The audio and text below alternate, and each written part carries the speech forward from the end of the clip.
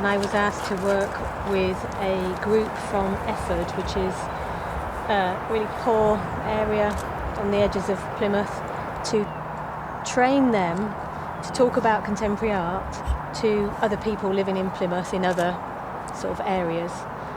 And that was only possible because the people who asked me to do it are called Take Apart, and they had worked long term, 5 years, in Efford, building up relationships with the families. So there was this thing about trust, about me sort of rocking up, just going, hello, I know about contemporary art, let's talk about it.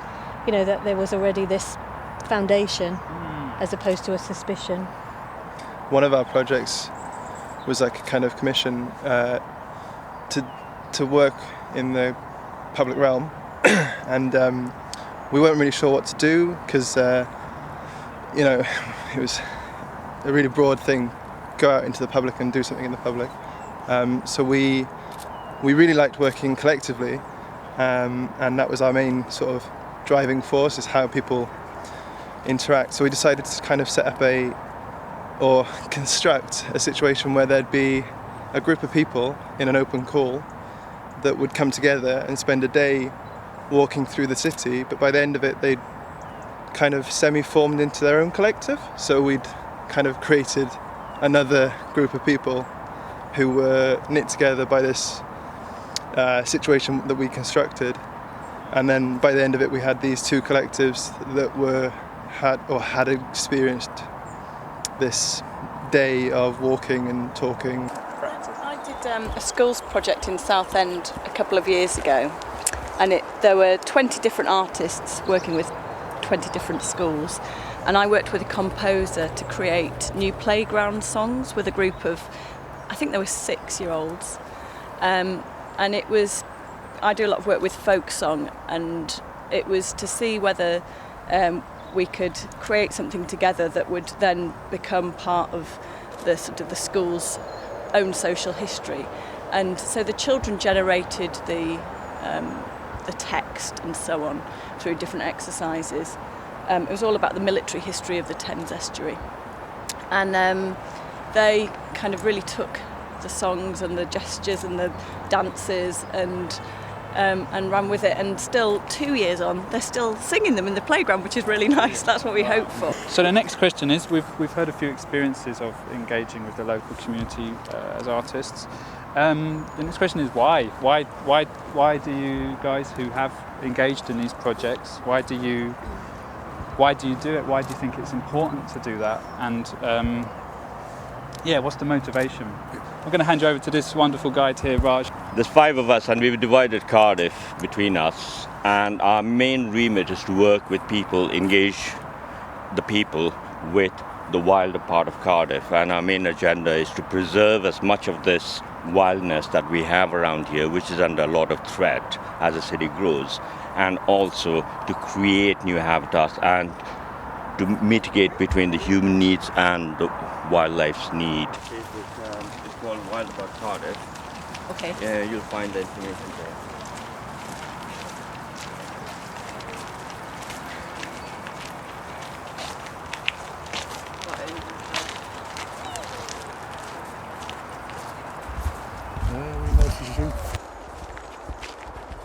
This is the willow herb. It's also got another name. It's called the fire plant, because after the bombing of London, all these areas that was firebombed, and obviously you had fire, this plant really took over London. And so from then on, it also was associated with it. They call it the fire plant, you know. You don't want it in a garden, but they look quite lovely. And then you've got the rose hips, and then there are acorns. This year has been very good for nearly everything. That's an ash tree there. They die back, and it's caused by a fungal infection, and spreading from the east of Europe. It's already reached Britain. At some point we lose this tree as well. This is one of our climax trees. That means these are the climax, like the oak and the ash. They will form the woods, you know. And the ash is quite an important tree. The name itself, ash, gives it away. It can burn green. So it's very sought after by everybody who's got a wood burner, especially the rangers. And the other important thing is the wood itself is very elasticy, and that's the reason it's the wood. The handles of any impact tools like your hammers and all that, if it's made out of ash, it absorbs all the shock, so it doesn't travel up your arms. And even the oars, still used today, all the oars that are used is made out of ash. It's very, very bendy, supple wood, and it's really nice. And the Viking mythology, if you go into the Vikings, they considered this tree to be the bridge between the earth and their heaven. So this is our next stopping point, guys, and the question I posed before we left the last site was why what's our motivation for wanting to get involved in these socially engaged practices between artists and the local community. Maybe I'll start us off, that seems to be a good way. So why? I guess when I was at art college, I became really interested in the role that an artist can play within the community. When you're a kid and you got the books where the doctor and the policeman or woman and I was kind of like, there's never an artist. I never see an artist next to those figures, and I thought, I just started questioning, can an artist have a bit of a utilitarian role within society? I'm not sure. I'm still trying to find out. Culture and society where most people see art as removed from them, and they see the spaces in which they can maybe partake or consume art as removed from them or not applicable or relevant, or they fear those spaces. It's a reality, isn't it? So I think Joseph Beuys said, everyone is an artist, and we can say that really simply, but really, I suppose a lot of, when I think of the engagement of my work with community, I suppose it's because I feel creativity is everyone's birthright at a very profound level. Everyone has imagination and can imagine, and I came across a quote the other day, which is, everything that has ever been created scientifically, industrially, technologically, creatively, comes from our imagination. So that's a human facility.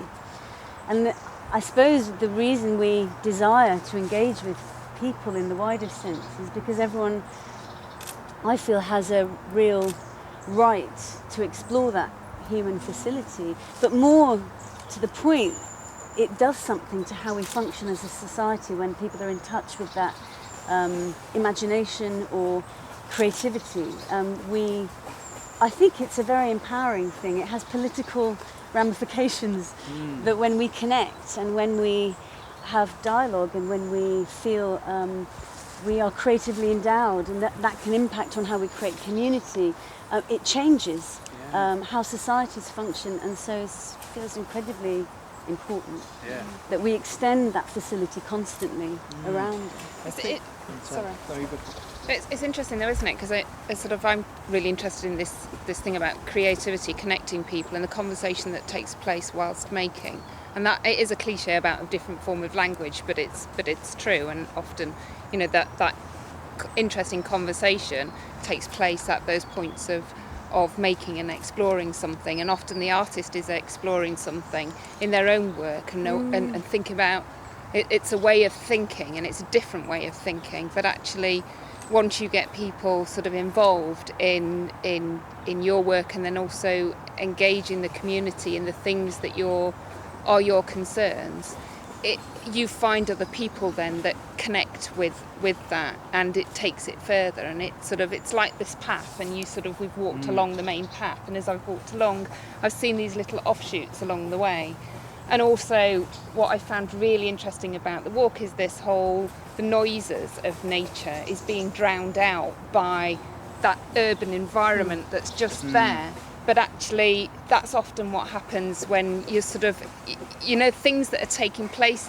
Everybody's busy in society, and often an artist comes along and goes, how about pausing and actually thinking about some of this that's happening, and all of these social issues that surround us, invade us, and often we don't have that much time to reflect on in a really serious and considered way.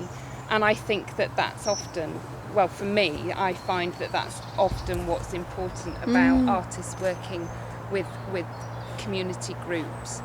But I thought it was really interesting what Raj was saying about things taking time, and the fact that you got schools involved in the 70s, and that this is here now, and it's sort of important. It's not well known about. I mean, I've travelled along this part of this road for ages and never known that this existed, and it's sort of taken today to reveal that to me. Oh, wow. So it's sort of I've sort of been fascinated by the history of it, but it's this thing about things taking time to develop as well, you know, with a community rather than an artist just going in.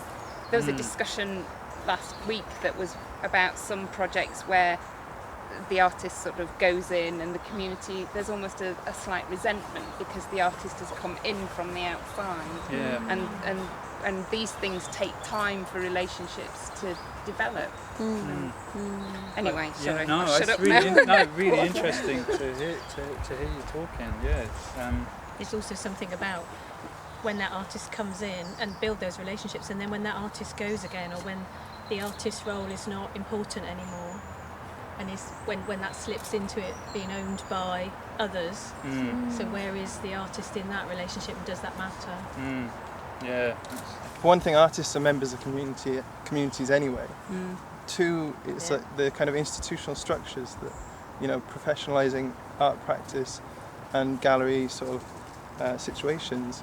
Artists, I think, in general don't, or are kind of kicking against that a lot, because that's not really, doesn't feel like it's not making those connections. It's not being useful or utilitarian or whatever.